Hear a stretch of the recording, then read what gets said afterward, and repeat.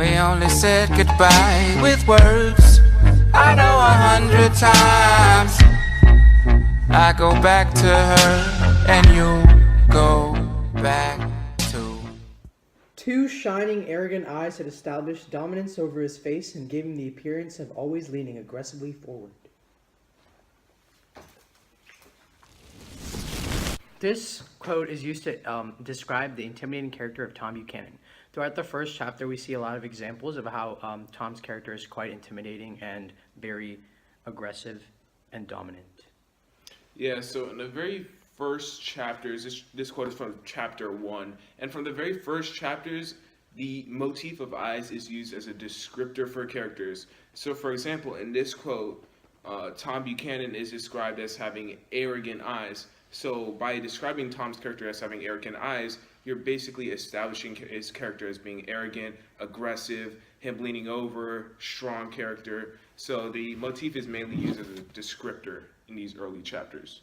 Great job, Old Spool. My pleasure.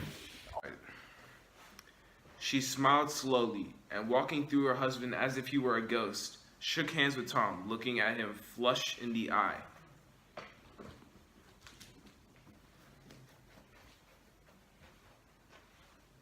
Hey, hubby. The usage of eyes in this quote serves to establish a mood between Tom and Myrtle. Rather than appear skittish around Tom, Myrtle is depicted as having a confident demeanor as demonstrated by looking him flush in the eyes. This confidence in turn works to solidify Myrtle's obvious disregard of her husband and their relationship as asserted earlier in the sentence. Once again, we have here in the early chapters, this quote is from chapter 2, we have the usage of the motif of eyes as a descriptor. Once again, instead of Tom being described as arrogant, this time Myrtle is being described as a confident person. You know, she's basically flat out ignoring her husband, acting as if he was a ghost, and walking straight to Tom, and obviously being very confident with him as well. So this time, once again, the usage of the motif of eyes is used as a descriptor in the early chapters. I've got a nice place here, he said, flashing about his eyes restlessly.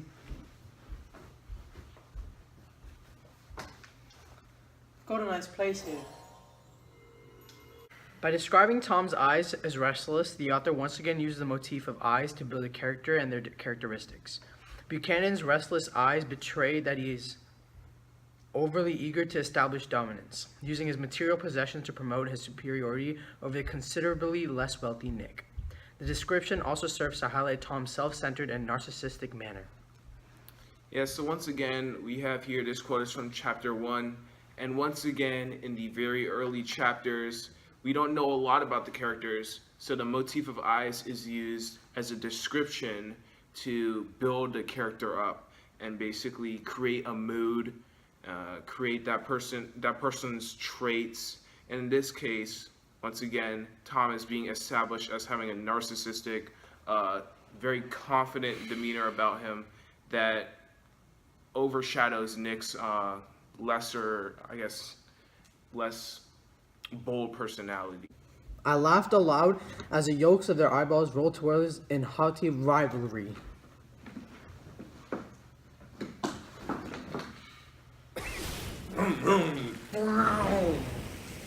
Vision of eyes as a descriptor for the three Negroes serves to establish imagery in this particular scene. The jealous eyes of the Negroes also work simultaneously with assertions earlier in the paragraph regarding the true magnificence of Gatsby's car. If Gatsby's car can make even individuals in limos jealous, it must hold considerable wealth.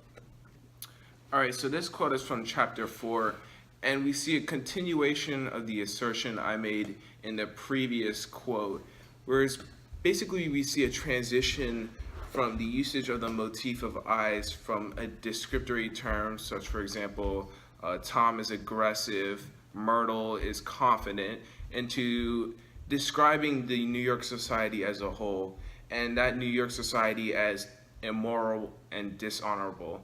And we see that in these Negroes, they're rivaling Gatsby based on his car. You know, it's just material possessions. We see that in the New York society in the 1920s, material possessions are worth more than basically anything else. It doesn't matter who you are. It doesn't matter if you're a kind person. It doesn't matter if you're a respectful person.